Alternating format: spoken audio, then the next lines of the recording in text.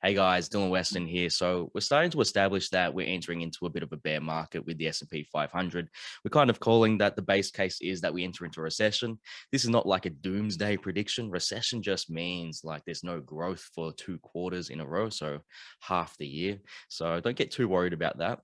But during these type of times, it's very easy when it's a raging bull market, you have to act fast, so you can get all caught up in the FOMO.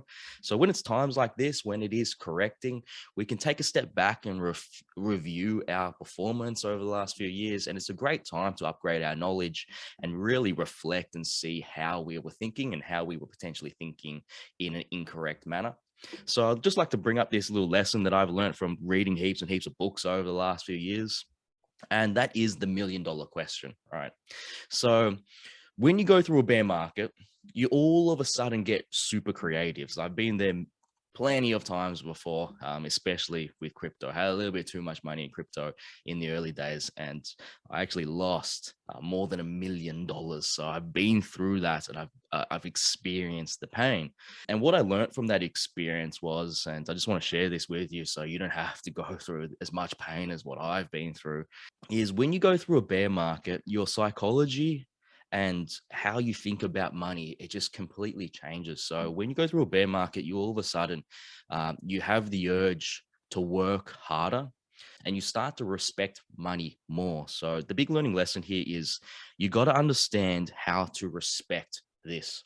It's a single dollar. Like, how do you respect this single dollar? Because when the market's all going up every single day, look at your spending habits. Look at how hard you're working. Look at how hard you're sacrificing. Look at how much are you saving week to week. It will be completely different when the market is down. Now, the best people in the world, they know how to understand like the importance of this single dollar, even though they have many, many millions of these dollars. They still think with that type of mindset. So they know how to allocate and invest that capital correctly. So as like another example, just think about this, like imagine you have a goal, it's to build some sort of company or some sort of business. And let's just say you've got like $50,000 to your name, and that's not that much money, right? That can't even pay for like one person for an entire year. So you're going to run out of cash pretty quickly. So you're probably sacrificing a lot. You're probably trying to be as creative as possible with every single dollar, because every single dollar matters. Now imagine you found an investor and he's like, hey, I'm willing to invest $1,000,000 into your company. Go faster, go and be successful. Right. So you had a money issue. Now that money issue is solved. Now, as soon as you receive that $1,000,000, people that aren't experienced, don't have the knowledge, something flips in their head, and it's like it's a raging bull market again. Like if you've never experienced what it's like to have $1,000,000, you just don't invest that money wisely. And then all of a sudden, you're spending money on all these unnecessary things, and you can go back to zero real quick. So it's like, how do you tap into that? Pretend it's a bear market at all times, respect the dollar, invest it wisely, and truly get to where you want to go. Because if you've got big dreams and you want to do big things in life, $1,000,000, it's not enough. It's going to run out real quick. Like, what is it? Like 20 employees, 1 year, 20 employees, that's it. So you can get, you can lose it real quick. And just be honest with yourself. Like, it's really easy to fool yourself. Like, I would imagine, like the first time around when I made 1,000,000, I would blow money on like cameras without doing the proper research. I'm like, as an example with the cameras, I'm like, or I saw that like some guy that I really respected, his name was John Olson on YouTube, and he had like, he was going down like the Panasonic, he had the GH5, and I just didn't really do the research to see that, hey, it seems like, actually, now that I've had more time to research, it seems like the way to go is down the Sony route with the A7S III and all of that. So now, I'm holding this camera, I got to sell it for a loss, and now I got to think about completely changing to an entirely different system. So like, I just didn't do enough research, I didn't put enough time into it. So yeah, just another thing is like, whenever you're really confident on a decision or on an investment, then just sit on it for like a month. And if you're still extremely confident in a month's time, then make the purchase. Like, never do it in the moment. Like, it's so easy to have all this dopamine. You might accidentally have watched some Instagram shorts, reels, some short form content, and it gets you all pumped up. Oh, it's all about hard work and all of this stuff, all this motivation stuff with this crazy music that pumps you up. And then if you're in that moment, you're primed to make stupid bloody decisions. So yeah, that's like a little bit of a learning lesson. It's been $1 million mistake.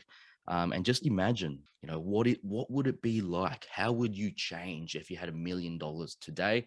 Or if we were in a bear market, if we were in a bull market just previously, everything was pumping, crypto was going up, all of this stuff, NFTs were going through the roof. You could put money anywhere. You could print out any company on the S&P 500, print out any cryptocurrency, print out pretty much any single NFT, get 10 darts, chuck it at that thing.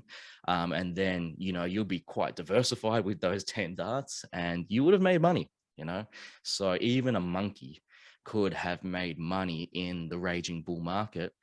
So yeah, just understand that, like, how has your decisions changed? Is your psychology changing? Are you changing as a person? Are you changing as an investor?